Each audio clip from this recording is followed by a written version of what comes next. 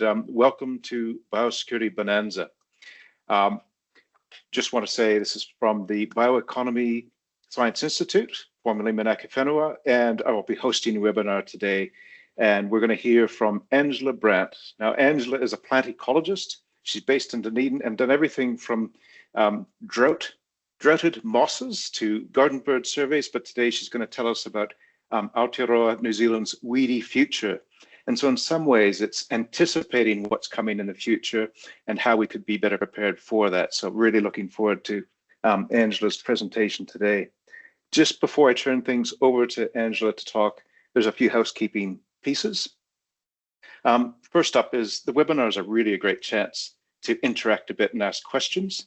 We've occasionally had some lags with questions, so if you think of them as Angela's talking, put them in the Q&A, please, and then we'll answer those questions at the end.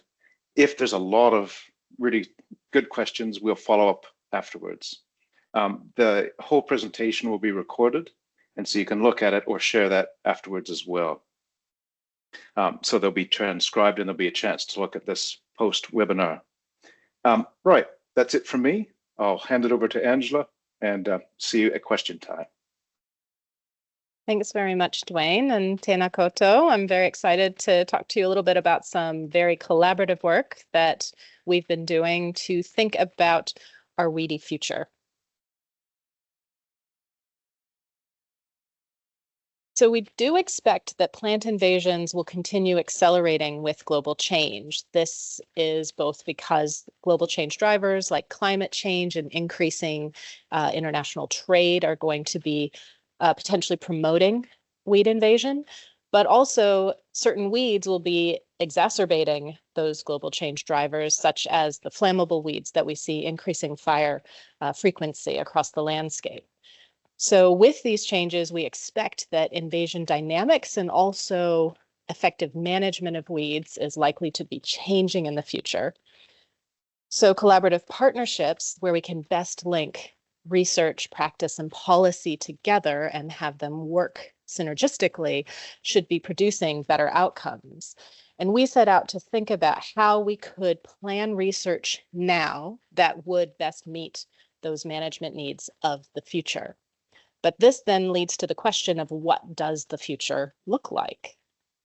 And we used a scenario building approach to think about possible futures, setting our time frame as 2050 and bringing together a variety of people with diverse perspectives and expertise to an in-person workshop to think about basically narrowing a bunch of possible scenarios down to 4 key scenarios that explored different areas of socio-ecological change in Aotearoa, and to think about the opportunities and risks that each scenario would present, and those opportunities and risks across a range of sectors. That includes the environment, the economy, policy and management, and social sectors, social and cultural change, I should say. We then took these 4 scenarios to plant invasion ecologists and managers to ask how, under each of these scenarios, plant invasions and the management of invasion could change in the future.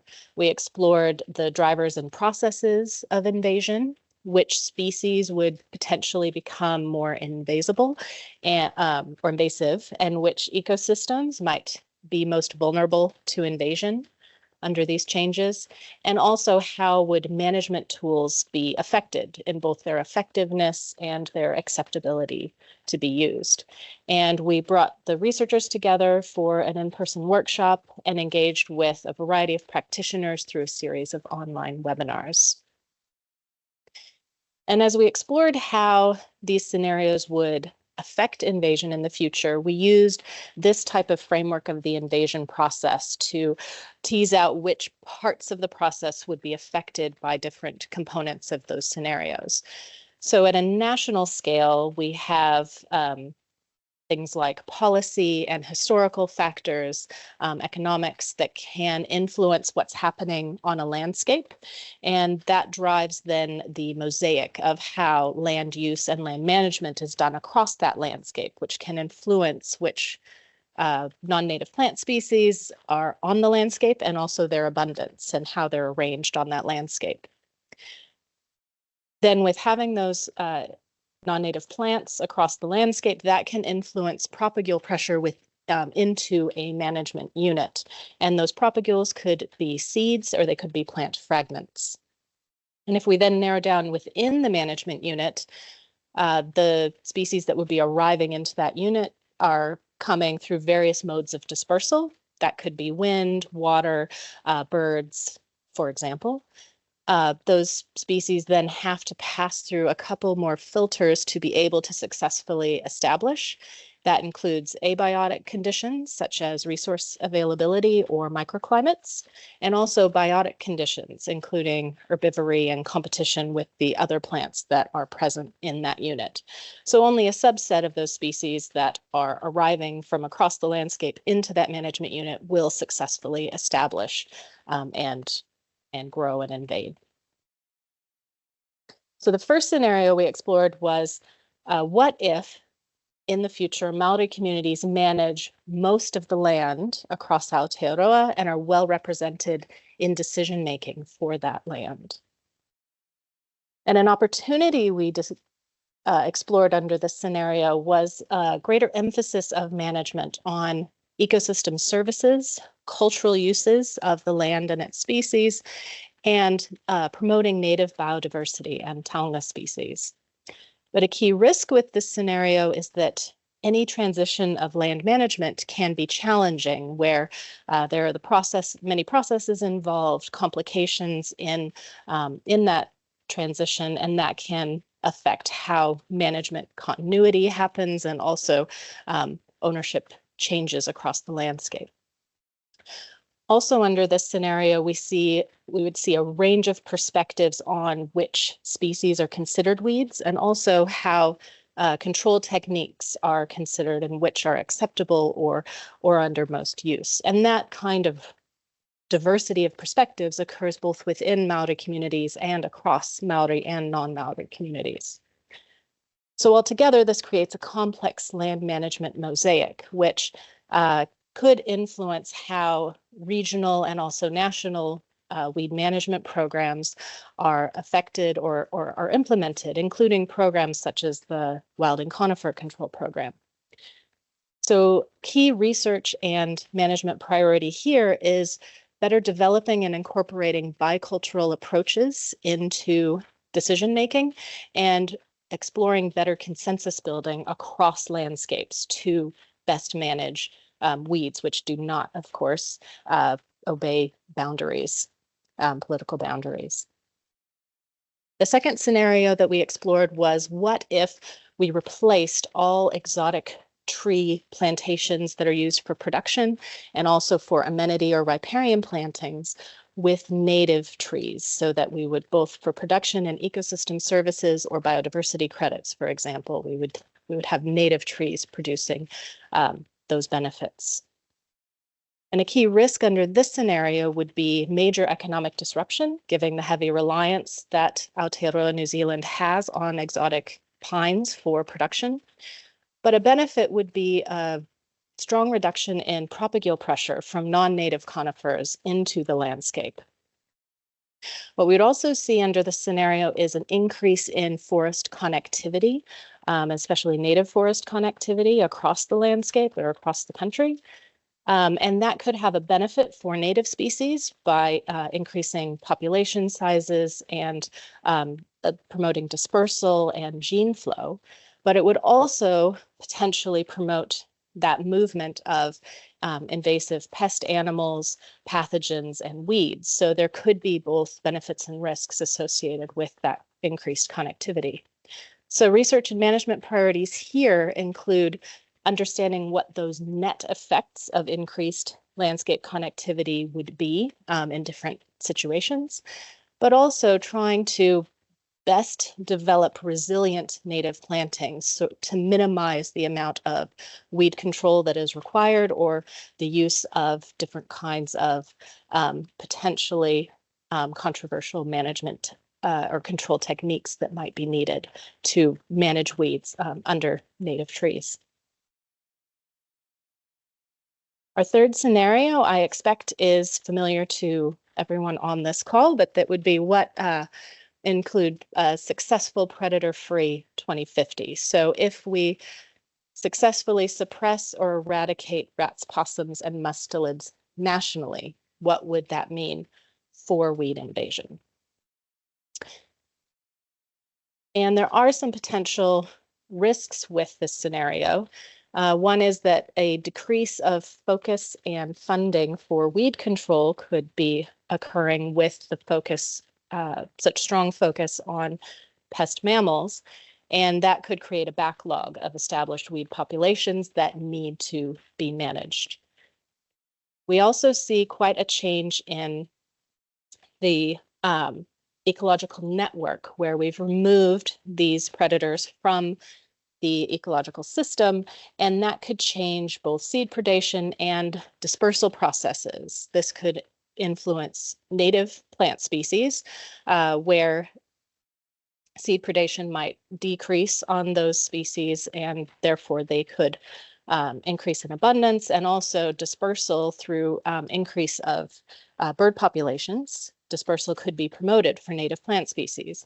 But we also know that seed predation does happen on non-native plants, and also that those birds could be dispersing fleshy fruited weed species as well. So really a key priority here would be understanding how these changes in ecological networks actually have a net effect on native versus weedy plant species, and which species are most affected, and how does that influence their invasion and their effects on communities. Finally, the fourth scenario is one that we do see happening already, unfortunately, and that's an increasing frequency, scale, and intensity of extreme weather events, which could include fires, storms, floods, and other types of events. Not always just one of those at a time. And these kinds of events can have both direct and indirect risks or negative effects on plant invasion, I suppose. Promoting plant invasion, which is overall a negative effect for a lot of the things that we value. So with recovery and also needing to restore damaged infrastructure from these events, we could see funds diverted from conservation efforts, which include things like weed control. We also see that during the event itself and during the response period, there could be a direct disruption of weed and pest control where personnel could be deployed or areas become inaccessible to control efforts. And so regular control has not been maintained.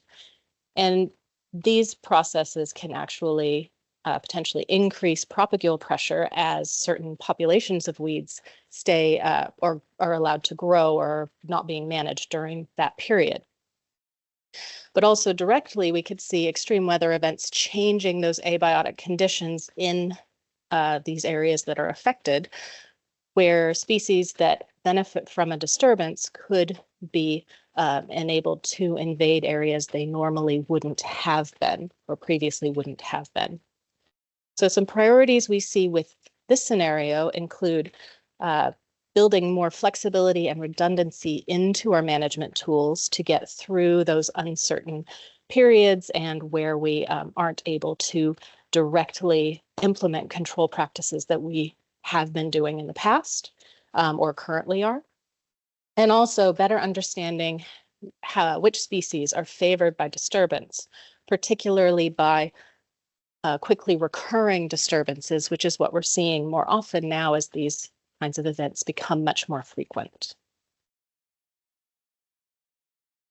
And then across all the scenarios, we actually saw certain similar types of research and management priorities emerge, and we called these sure bets.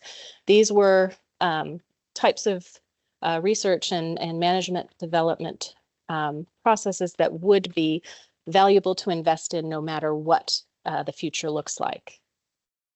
First, we need better, more targeted data. This includes on weed species or non-native plant species distributions, both now and into the future, their potential future distributions, which species might become weedy or more invasive in the future, and also how are the landscape effects of these kinds of changes influencing weed invasion. We also see a need for better tools. This includes early detection and the ability to detect new invasions remotely, exploring control options, which includes ensuring effectiveness, but also maintaining social license to implement these controls, and assessing costs and benefits of weed invasion and management of those invasions. And this includes holistic costs and benefits, non-monetary as well as monetary. And finally, better communication, building or establishing better processes for consensus building so that we can manage weeds across landscapes, given they, of course, don't obey political boundaries. Ensuring long-term funding so that we can really see projects through to completion and not lose gains that we have made. And also ensuring better translation of science and policy to inform each other and support each other to achieve the outcomes that we're all looking for. So what's next? We have made the scenarios and methods that we used publicly available. They're on the Bioheritage National Science Challenge data repository site. And the scenarios have been published. We're now currently working on publishing the invasion implications portion of this. And we hope that this work collectively will stimulate long-term thinking and planning. What we have really found is that 3 of these 4 scenarios, for example, are actually focused on potentially positive socio-ecological change into the future, policies or practices that are intended to promote biodiversity, for example, but actually could have unintended negative consequences if we don't think about those other pressures within the landscape, such as weed invasion. We also see this as being really useful beyond weed invasion. These scenarios could be used for other kinds of questions, any kind of conservation or land management related questions about what would potentially be needed if some of those opportunities and risks are realized or aren't with these changes. So definitely encourage you to go look at those scenarios in more detail. And also we hope to support new research trajectories. So this is one example from the work we've done with some hypotheses about which kinds of weed species might be most favored under different scenarios. And so this is one example of setting up some hypotheses that now we could test with research to actually try to understand what kinds of species are becoming more weedy under different conditions. And as I said, this was a highly collaborative project, so heaps of thanks to the many people who helped at each stage along the way. And I am happy to take any questions.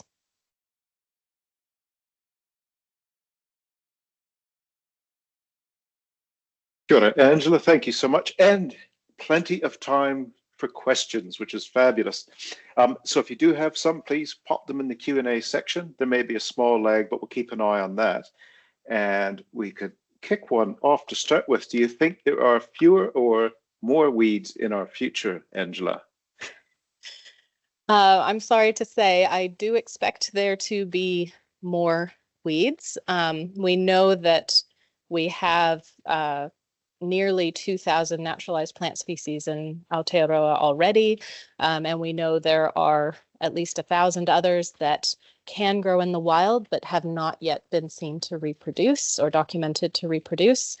And then there are thousands of others that are present but still only able to grow in cultivation. So there basically are a lot of potential weeds waiting in the wings, and I think it would be something that is good to keep an eye on.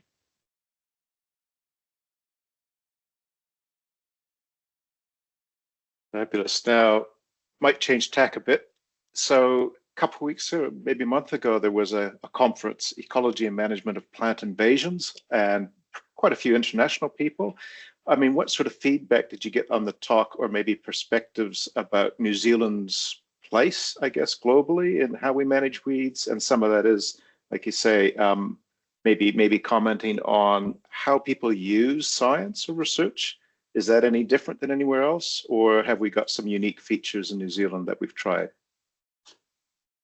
Oh, that's a big question, but it's a really good one actually. So there is a lot of admiration that a lot of the managers and researchers internationally have for the weed invasion research and broader biosecurity research that we do in New Zealand, and that's excellent. And there are definitely ways that we are leading in several areas, biocontrol, border biosecurity. But I think what's always interesting when having international ecologists visit is some of the differences that we do see in how some of these species behave, if you can say that plants behave, in New Zealand. And so we do have some unique challenges that I think we could actually lead the way on helping the rest of the world see here's something that these species might do that you might not realize. They could invade certain habitats. They could grow faster than they do elsewhere. And if that may happen with climate change, for example, and we're already seeing it, then we're actually going to be leading the way in saying, here's how you have to actually manage some of these species when their growth rates increase, for example. So I think there are a lot of things we can actually work on together with our international colleagues, but we do need to start working on them here in New Zealand. Awesome. Hey, so we'll go to the Q&A. Here's a question, two-part question from Kerry is, what sort of outputs are you expecting to produce from the scenarios? And the second part is, well, how could regional councils, DOC, or others use those outputs or this information? That's an excellent question. So we have an open access paper in PLOS, which summarizes the scenarios as a whole and suggests some ideas for how to use them. And we've developed this approach of thinking about weed invasion from those scenarios as kind of one example of how to use them. But there's also the 4 scenarios, and all their detail are available on that bioheritage data repository site, which we, I'm sure, can send around the link to after this as well. And so those really are there's a summary for each, and then the full description, so that at least provides ideas about, okay, here are how some economic conditions could change under those scenarios.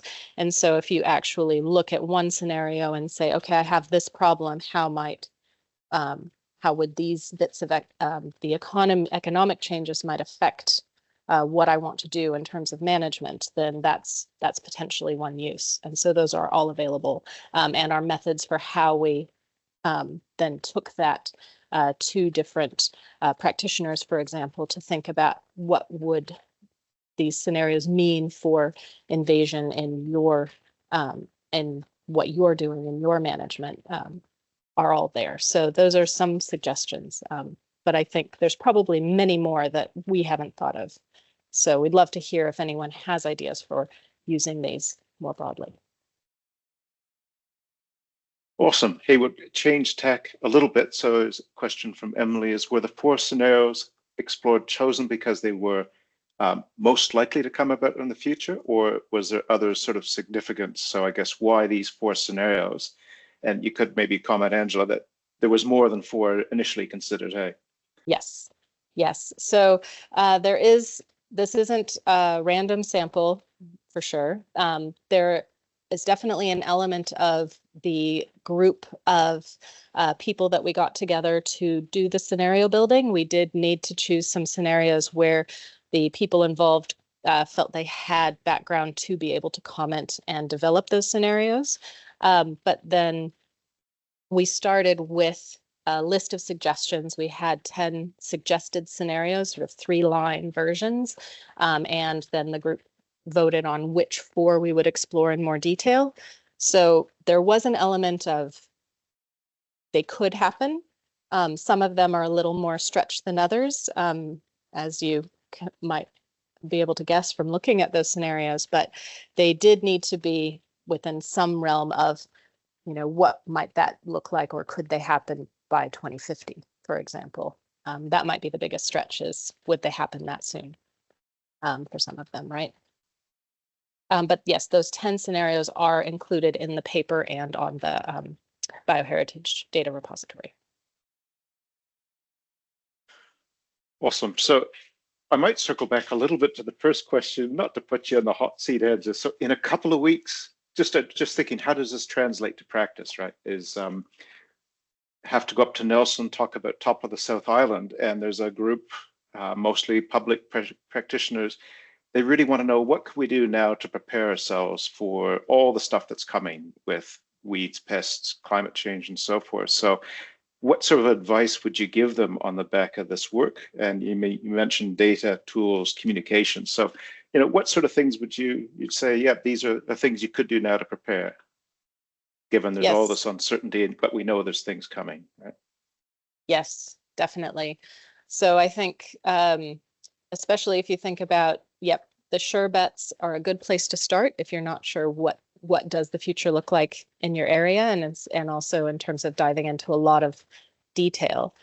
So thinking about data is, what are all the ways that all of us can be contributing to improving understanding of species distributions? Well, going out and documenting anywhere that species are present, and feeding that into platforms like iNaturalist and GBIF is a really great way to make sure that we're sharing the data we have as much as possible with everyone else, so that we can collectively be improving the knowledge base for Aotearoa as a whole, but also actually working on all of these types of partnerships and working together. I think thinking about that landscape scale, because I think that's where really we saw a lot of the scenarios potentially changing the way things might work. Propagules pressure comes up as a huge issue in quite a few components of the scenarios. So actually being able to think about working across ownership boundaries and more at a landscape or catchment scale, and how do we collectively work on what we want to accomplish in those shared values.